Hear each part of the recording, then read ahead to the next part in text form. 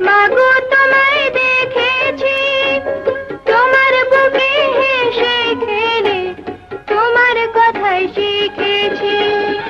তাই তো বলি তোমার মতো মরমি কেউ নাই মাগো, তোমার মতো আপন কেহ নাই রে, তোমার মতো আপন কেহ নাই।